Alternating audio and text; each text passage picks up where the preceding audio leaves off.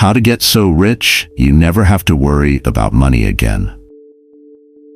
Have you ever wondered why your neighbor who drives a 15-year-old Honda and shops at Target somehow paid cash for his kid's college tuition, while your BMW driving coworker just got his credit card declined at dinner? Here's what's really messing with your head. Everything you've been taught about looking successful is actually keeping you broke. I used to think being wealthy meant having the newest iPhone, designer clothes, and a car payment that impressed people at red lights.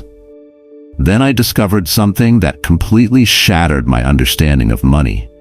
The people who look rich are usually broke, and the people who are actually rich look completely ordinary. Here's the brutal truth that banks and credit card companies pray you never figure out.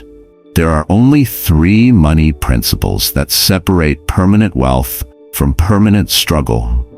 These are things they should have taught you in school but didn't, because if everyone knew them, the entire debt industry would collapse overnight. What I'm about to share isn't about cutting coupons or eating ramen for 5 years. This is about completely rewiring how you think about every dollar that touches your hands. By the end of this video, you'll understand why Warren Buffett drives a 2014 Cadillac, why millionaires buy used cars, and why the fake-it-till-you-make-it mentality is financial suicide. Comment broke mindset if you've ever bought something expensive just to feel successful, because what comes next will change how you see money forever. But that's just the obvious part. What I'm about to say is what makes the difference between working until you die and never worrying about money again. 1. The value revolution. Why cheap always costs more. Here's what's absolutely destroying your wealth, and you probably don't even realize it's happening. Americans are obsessed with getting the cheapest price on everything. The cheapest flight, the cheapest contractor, the cheapest software, the cheapest everything. But while you're celebrating that 20% off coupon, you're actually making yourself poorer with every bargain you chase. Let me tell you about my $3,000 nightmare. 3 years ago, I needed to hire an accountant for my business. I found this guy who charged $500 while everyone else was charging $2,000. I felt like a genius saving $1,500. 6 months later, the IRS hit me with a $15,000 penalty because my bargain accountant screwed up my taxes so badly that I owed interest, penalties, and had to hire a real accountant to fix the mess. That $500 savings cost me $18,000. There's an ancient Jewish proverb that says the poor man pays twice. Our ancestors understood something we've forgotten. Buying cheap often means buying twice, 3 times, or in my case, 36 times what you thought you were saving. Warren Buffett learned this lesson early from his mentor Benjamin Graham, who taught him, "Price is what you pay, value is what you get." Here's a story that perfectly illustrates this. A few years ago, Buffett paid $25,000 for a few hours of consulting with a business expert. People thought he was crazy. Who pays $25,000 for advice? But that consultation helped him restructure one investment that generated an additional $50 million in profits. That's a 200,000% return on investment. The value revolution means thinking beyond the sticker price to understand what you're actually getting. When I fly to India to visit family, I used to book the cheapest possible flights. 18 hours crammed into a middle seat, 3 connections, arriving exhausted and miserable, all to save $800. Now I pay extra for business class, not because I'm showing off, but because arriving rested means I can work productively for the 3 days it used to take me to recover. That expensive ticket actually saves me money by preserving my most valuable asset, my time and energy. But here's where most people get this wrong. They think expensive always means better value. That's not true either. Value means getting the maximum benefit for what you pay, whether that's $50 or $5,000. Sometimes a $20 solution provides more value than a $200 alternative. The key is asking the right question. Here's the game-changing question I ask before any purchase over $100. What's the total cost of ownership? And what value am I getting that I can't get elsewhere? Total cost includes not just the price, but your time, the risk of it breaking, the opportunity cost of cheap quality, and the long-term consequences. When I buy software now, I don't ask, what's the cheapest option? I ask, what will save me the most time and headaches over the next year?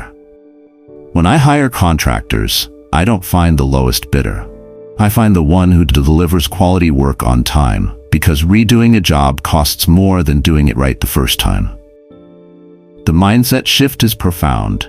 Stop thinking like a bargain hunter and start thinking like an investor. Every purchase is an investment in your time, your peace of mind, or your future capabilities. Sometimes the best investment is paying more upfront to avoid problems later. Wait, there's something you need to pay attention to if you don't want to lose everything. Because while you're learning to invest in value, most people are borrowing against their future to fund today's mistakes. 2. The debt trap escape. Stop spending tomorrow's freedom today. I want you to imagine something that's going to make you uncomfortable.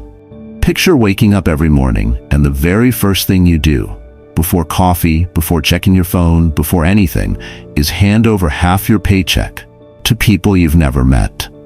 Your car payment goes to BMW Financial.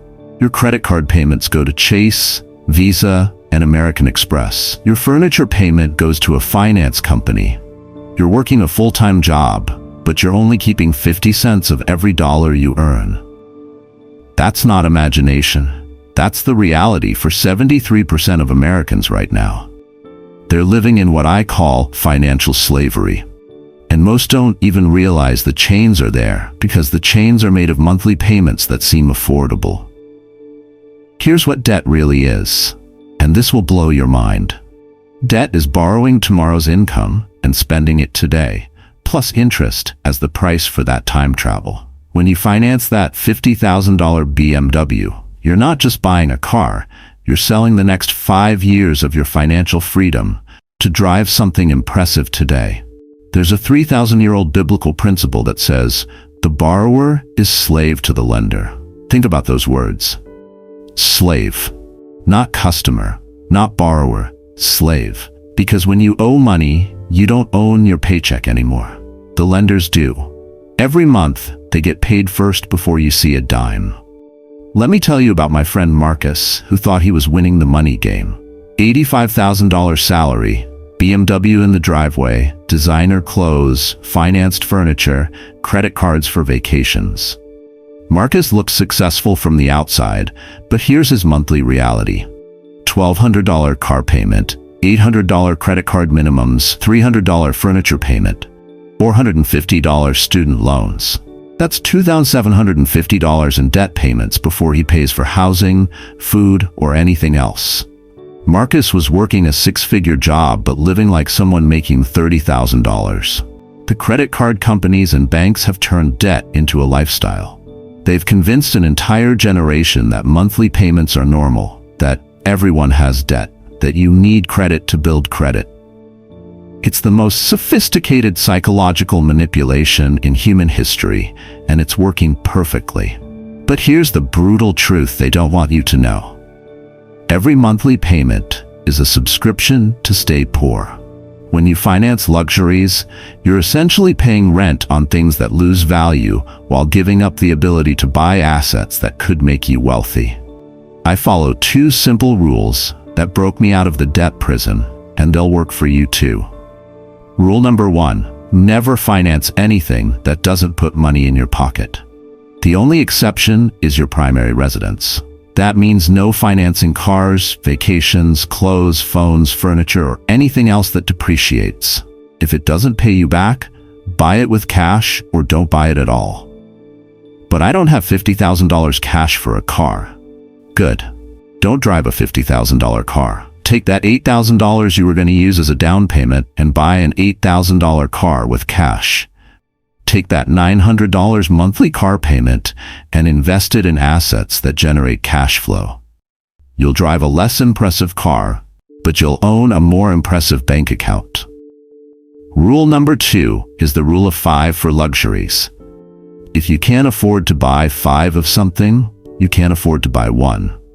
Want that $10,000 Rolex? You'd better have $50,000 available and still be comfortable financially. This rule forces you to build real wealth before indulging in status symbols. The sacrifice is real, and it's uncomfortable. While everyone else is financing their Instagram lifestyle, you'll look poor for a while. But delayed gratification creates permanent gratification, while instant gratification creates permanent struggle. All of the above will be meaningless if you miss the last detail, because once you escape the debt trap, what you do with that freed up money determines whether you stay middle class or become truly wealthy. 3. The cash flow kingdom. Building your money-making machine. Here's the $1 million secret that separates people who work for money from people who have money work for them. And it's so simple that most people completely miss it. Americans are obsessed with buying things that make them look wealthy while staying financially broke, because they've been brainwashed to think liabilities are assets. Let me tell you about 2 neighbors I know, Dave and Sarah. Both make $80,000 annually. Dave drives a brand new $60,000 truck, lives in a $400,000 house with a massive mortgage, and has designer everything. Sarah drives a 10-year-old Toyota, lives in a modest $200,000 duplex, and shops at Target. If you saw them both, you'd think Dave was the successful one. Plot twist. Sarah is worth $650,000, and Dave is worth negative $45,000. The difference? Dave spent his money on liabilities disguised as assets, while Sarah built a cash flow kingdom that pays her while she sleeps. Robert Kiyosaki revolutionized how smart people think about money with one simple definition. An asset puts money in your pocket, a liability takes money out of your pocket. Sounds obvious, right? But here's where it gets brutal. Almost everything Americans think is an asset is actually a liability, destroying their wealth. Your house that you live in? Liability. You pay mortgage, property taxes, insurance, maintenance, and repairs every month. Money flows out of your pocket. Your car? Liability. Monthly payments, insurance, gas, repairs, depreciation, money constantly leaving your account. Your designer clothes, your jewelry, your expensive gadgets? All liabilities are sucking money from your future. But here's where Sarah got it right. That duplex she bought? She lives on one side and rents out the other. The rental income covers her mortgage, insurance, and maintenance costs, plus puts an extra $300 monthly in her pocket. That's a real asset. It pays her to own it. Sarah also discovered dividend-paying stocks, companies that literally deposit money into her account every 3 months just for owning shares. Last quarter, she received $1,200 in dividend payments from stocks she bought 3 years ago. That money didn't require her to work overtime, take a second job, or sell anything. The assets worked while she slept. The ancient principle here comes from the Talmud. Who is rich? One who is satisfied with his lot and has money working for him. Our ancestors understood that true wealth comes from ownership of income-producing assets, not impressive possessions. Here's the 75-25 rule that will transform your financial life. For every dollar you earn, a maximum 75% can go toward liabilities. Your housing, food, transportation, and lifestyle expenses. The mandatory 25% must go toward acquiring real assets that generate cash flow. Let me show you the math that changes everything. Dave's $800 monthly truck payment over 6 years costs him $57,600 total. But if Sarah invested that same $800 monthly in dividend-paying stocks, averaging 8% annual returns, after 6 years she'd have $75,000 and be earning $500 monthly in passive income forever. Dave owns a depreciating truck worth $25,000. Sarah owns appreciating assets worth $75,000 that pay her $6,000 annually for life. Same monthly payment, completely different financial futures. The uncomfortable truth is that building real wealth requires looking poor while you're actually becoming rich. You can't show off your stock portfolio the way you can show off a BMW. You can't Instagram your rental property cash flow the way you can Instagram a designer handbag. But these invisible assets buy you something luxury goods never can: freedom. Your action step is simple but profound. Audit every possession you own and ask, does this put money in my pocket or take money out? If it takes money out, it's a liability. Stop calling liabilities assets and start redirecting that money toward things that actually pay you back. Because here's the ultimate truth. Assets buy luxuries, but luxuries don't buy assets. Build the asset foundation first, and the luxuries become effortless. Chase luxuries first, and you'll work forever to afford them. Here's the truth that changes everything. Becoming wealthy isn't about earning more money. It's about making 3 fundamental shifts in how you think about every dollar that touches your hands. First, the value revolution. Stop chasing cheap prices and start investing in long-term value. The poor man pays twice because he buys based on price, while the wealthy invest based on return. Second, the debt trap escape. Never finance liabilities, only finance assets that pay you back. Every monthly payment is a subscription to stay broke. Third, the cash flow kingdom. Understand that assets put money in your pocket while liabilities take money out, no matter how impressive they look. These 3 principles separate people who work until they die from people who achieve true financial freedom. Dave looks rich with his finance truck and mortgaged mansion, but he's financially enslaved. Sarah looks ordinary with her used car and modest duplex, but she's building generational wealth through cash-flowing assets. The choice is yours, but you have to make it consciously. You can keep buying liabilities on credit to impress people who don't really care about your success, or you can start building assets that buy you the one thing money can't directly purchase: time and freedom. Start this week. Implement the 75-25 rule. Apply the rule of 5 to your next luxury purchase and audit your possessions using the asset versus liability test. Comment Cash Flow King if you're ready to stop looking rich and start being rich. Share this with someone who's still trapped in the debt and liability cycle. Should I reveal the exact assets I use to generate $10,000 monthly in passive income while most people are stuck in the paycheck-to-paycheck prison? Because real wealth whispers while fake wealth shouts. Choose wisely.